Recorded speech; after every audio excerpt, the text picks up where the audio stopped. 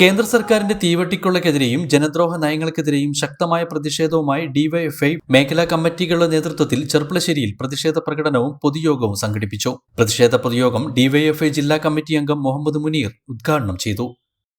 UPA സർക്കാർ, അന്നത്തെ കോൺഗ്രസ് സർക്കാർ ഈ രാജ്യത്തെ ജനങ്ങളോട് പറഞ്ഞത്, ഞങ്ങൾ ഈ വില നിയന്ത്രിക്കാനുള്ള അധികാരം ഇത്തരം കോർപ്പറേറ്റുകൾക്ക് നൽകിയാൽ ലോകത്തുണ്ടാകുന്ന സംഭവവികാസങ്ങളുടെ ഭാഗമായി ക്രൂഡ് ഓയിലിന്റെ വില കുറയുമ്പോൾ രാജ്യത്തെ പെട്രോളിന്റെയും ഡീസലിന്റെയും വില കുറയും എന്നൊരു സിദ്ധാന്തമായിരുന്നു അന്ന് അവർ അവതരിപ്പിച്ചിരുന്നത്.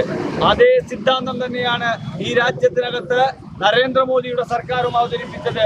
ഈ രാജ്യത്തിനകത്ത് പാവപ്പെട്ട മനുഷ്യർക്ക്, ഈ നാട്ടിനകത്ത് അടിച്ചമർത്തപ്പെട്ട വിഭാഗങ്ങൾക്ക് നല്ല ദിനങ്ങളാണ് വരാൻ വേണ്ടി പോകുന്നത്.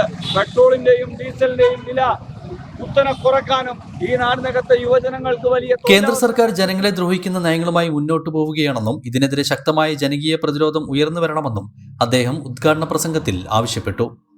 ഡിവൈഎഫ്ഐ ബ്ലോക്ക് കമ്മിറ്റി അംഗം പി ശ്യാംമോഹൻ ചടങ്ങിൽ അധ്യക്ഷത വഹിച്ചു. മേഖലാ സെക്രട്ടറിമാരായ CP Noufal, KP Althaf, president V Vivek എന്നിവർ യോഗത്തെ അഭിസംബോധന ചെയ്ത് സംസാരിച്ചു. പ്രദേശത്തെ പ്രമുഖ ഡിവൈഎഫ്ഐ നേതാക്കളും നിരവധി പ്രവർത്തകരും കേന്ദ്ര സർക്കാരിനെതിരെയുള്ള മുദ്രാവാക്യങ്ങളുമായി പ്രതിഷേധ പ്രകടനത്തിൽ അണിനിരന്നു.